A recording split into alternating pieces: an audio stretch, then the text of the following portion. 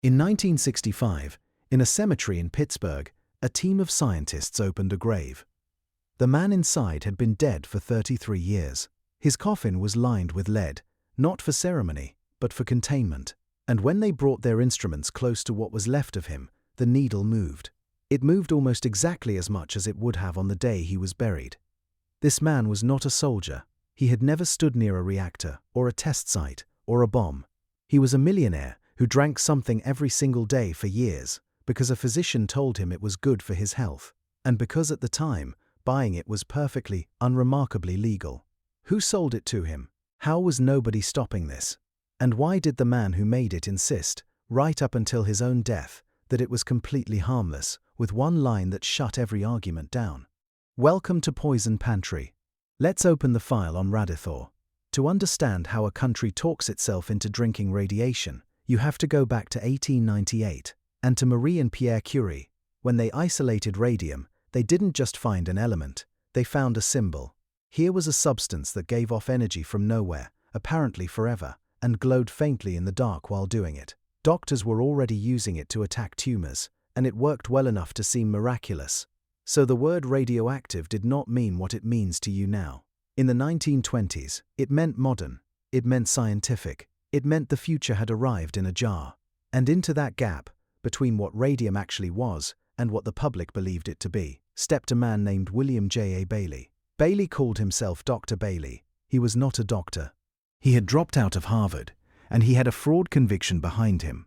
And in early 1927, he pleaded guilty in New Jersey to practicing medicine without any right to. None of that slowed him down. What Bailey made was almost insultingly simple.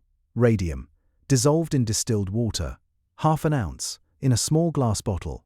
It was colorless, it was tasteless. There was quite literally nothing to see, and America bought it by the crate. Understand the world this landed in. Radium wasn't confined to a laboratory. It was in face cream, in toothpaste, in hair tonic, in suppositories.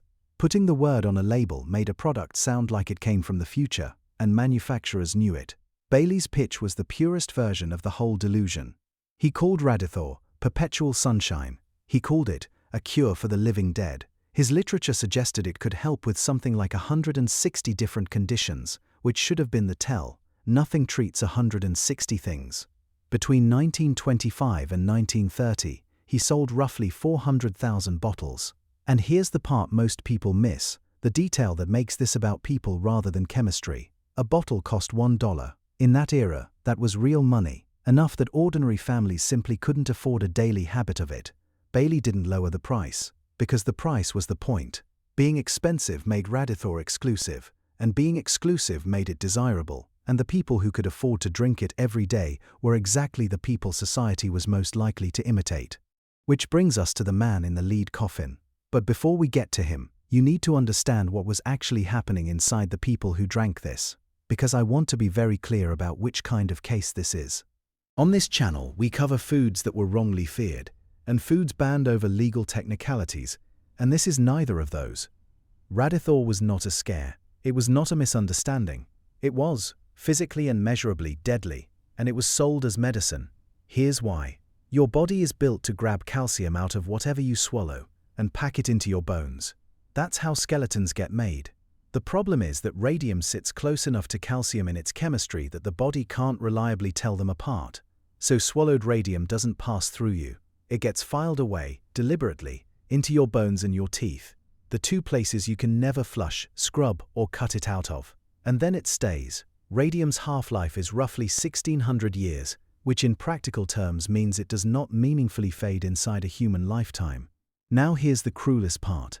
The kind of radiation radium gives off is so weak in one specific sense that a sheet of paper stops it. Your skin stops it. Held in your hand, it can't reach anything that matters. Swallow it, and there is no skin in the way. It's already inside, pressed directly against living bone, and it does not switch off. Not that night, not that year, not ever. Which brings us, finally, to Eben Byers. In 1927, Byers was exactly the kind of American other Americans watched. A Pittsburgh industrialist, chairman of an iron company, and 21 years earlier, the United States amateur golf champion. That autumn, returning from a football game, he fell from an upper berth on a train and hurt his arm. The pain lingered. It dragged on his golf and on his energy, and it wouldn't leave. So his physician, a Pittsburgh doctor named Charles Clinton Moyer, prescribed him Radithor, and Byers felt better. That's the detail that makes this so much sadder than a simple con. It seemed to work. He reported feeling toned up, energized, restored. So he kept drinking it after his arm healed. He drank it daily, for years, well over 1,000 bottles. He believed in it so completely that he mailed cases of it to his friends as gifts. He gave some to one of his racehorses, and then, in 1930, the headaches started. His teeth began to loosen and come out. The bone underneath was going. He stopped drinking it that December, but bone doesn't grow back, and the radium was already filed away, where nothing could reach it. He went through surgery, and then more surgery. By 1931, a man known for his charm could barely make himself understood. That September, a lawyer from the Federal Trade Commission named Robert Wynne came out to interview him at his oceanfront mansion on Long Island for a case against Bailey. Wynne later described the visit in one devastating shape. He could hardly imagine a more gruesome experience in a more gorgeous setting. Byers was too ill to travel and testify. He gave his statement from his bed, and he was not alone in this. A friend of his, a woman from Pittsburgh, had died of the very same thing the autumn before. If this is the kind of history you want more of, the files nobody reopens, then do the thing that keeps this channel running. Subscribe, hit the bell, because what happens next is the part that still makes me angry. Somebody knew. They just didn't say it out loud. Because they did. That's the thing that turns this from a tragedy into something harder to forgive. In 1913, a British scientist named Walter Lazarus Barlow published a finding that swallowed radium travels into bone and lodges there. The following year, a medical professor at the University of Maryland named Ernst Zublin went through some 700 medical reports on radium and found that bone damage and ulceration came up again and again. Sit with those dates for a second. 1913. 1914. That is more than a decade before Bailey sold his first bottle to a paying customer. The knowledge was not missing. It was published, in medical literature, in English, by named academics. It simply was not standing where the customer was standing. And when the bill finally came due, nobody involved gave an inch. Byers' own physician told the press that his patient had not died of radium at all, but of a combination of blood diseases. He publicly disputed the numbers of people said to be suffering radium poisoning.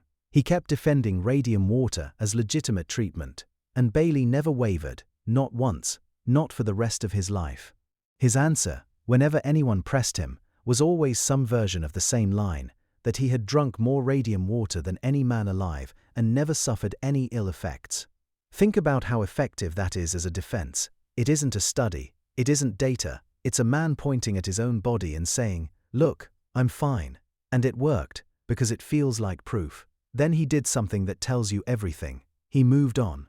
He founded what he called a Radium Institute in New York, and he went right on selling a radioactive clip you wore on your belt, a radioactive paperweight, and a device that let you turn ordinary water in your own home into radioactive water. Same conviction, new inventory. So why didn't the government simply stop him? Here is the part that should genuinely chill you. And it's the real horror of this entire episode. Nothing Bailey did was illegal. Not the manufacture, not the sale. Not the shipping of it across state lines to a millionaire in Pittsburgh. The law America had in the 1920s was the Pure Food and Drugs Act of 1906, and it was built to catch a different kind of crime. Mislabeled contents, filthy conditions, cheating on what was in the tin. The Food and Drug Administration could investigate Radithor. It could issue warnings about Radithor. What it could not do, under the law as written, was ban it. So the federal government reached for the only lever it actually had, and that lever belonged to the Federal Trade Commission, not health, but advertising. On December 19, 1931, the FTC issued its order against Bailey Radium Laboratories. Read what it actually demanded, because it's almost unbearable. It did not order him to stop selling radioactive water to human beings. It ordered him to stop making claims about its therapeutic value, and to stop representing the product as harmless. That was the full reach of American law against a product that was dissolving people from the inside. Bailey didn't even contest it. 3 months later, on the 31st of March, 1932, Eben Byers died. He was 51. They lined his coffin with lead, and here's what should have happened next. The whole thing should have collapsed overnight. It didn't. Byers' death made national headlines. One newspaper ran a headline that turned his ruin into a grim punchline, and it went around the country. But belief is stubborn, and belief that has been sold to you as science is stubborner still. Radium products stayed on shelves. Customers who had been drinking these tonics for years kept right on drinking them, because stopping meant admitting what they had already done to themselves. Members of the medical profession kept defending mild radium therapy. And the most damning part is that the warning had already arrived, in the most direct way imaginable, before buyers ever lifted a bottle. Young women had been painting watch dials with radium paint in American factories, and they had been getting sick, and some of them had already died. Their case was in the papers. The country had been shown, in advance, exactly what this substance does to a human skeleton, and the bottles kept moving anyway. So what finally ended it? Not outrage, not a lawsuit, a display case. In the 1930s, the Food and Drug Administration did something quietly brilliant. It gathered up a collection of American products it was legally powerless to stop: a fake diabetes cure, an eyelash dye that had blinded a woman, a worthless device sold to tuberculosis patients, and it put them on a table where lawmakers and reporters could look at them. Radithor was in that collection. A reporter took one walk past it and called the whole thing the American Chamber of Horrors, and the name stuck, because the point of the exhibit was not that these products were evil, it was that every single one of them was completely legal. That exhibit helped push a bill through Congress that had been stalled for years. On June 25, 1938, the Federal Food, Drug and Cosmetic Act was signed into law, and for the first time the federal government could act on a product like this before it had finished killing its customers. And if that law sounds familiar, it should. It's the same act that today makes a chocolate egg with a toy inside it illegal to sell in the United States.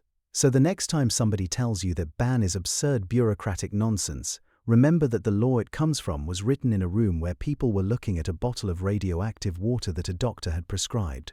Buyers is part of the reason that statute exists. So can you buy Radithor in America today? No. That door is firmly shut, and it has been for most of a century.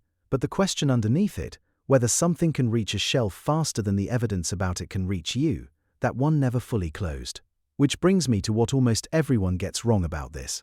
The comfortable version goes like this: people back then were ignorant. We know better now. Look how far we've come. It's a nice story. It's also false. The science was not missing. It was published in 1913 and 1914 by named researchers in medical literature anyone could look up. That is not a tale about stupid people in a stupid past. It's about the distance between where knowledge lives and where a customer is standing at the moment of purchase. And that distance has not gone anywhere. And there's one last piece, the one I promised you at the beginning. William Bailey never recanted. He went to his grave insisting he had drunk more of that water than anyone and was perfectly fine. He died in 1949 of bladder cancer at 64, and when his own body was reportedly exhumed in the early 1960s, it was found to be dangerously radioactive. That's the detail that stays with me, because it means Bailey wasn't simply lying. He believed it. He drank his own product. He felt fine for years. He pointed at himself as living proof, and the whole time it was doing to him exactly what it had done to Eben buyers. He was sincere. He was also catastrophically wrong. And a man who is both at once will always be more persuasive than a liar. So here's where this leaves us. Eben Byers is still in Allegheny Cemetery in Pittsburgh, still sealed in lead, still measurable, and he will still be measurable centuries from now, long after everyone who ever heard his name is gone.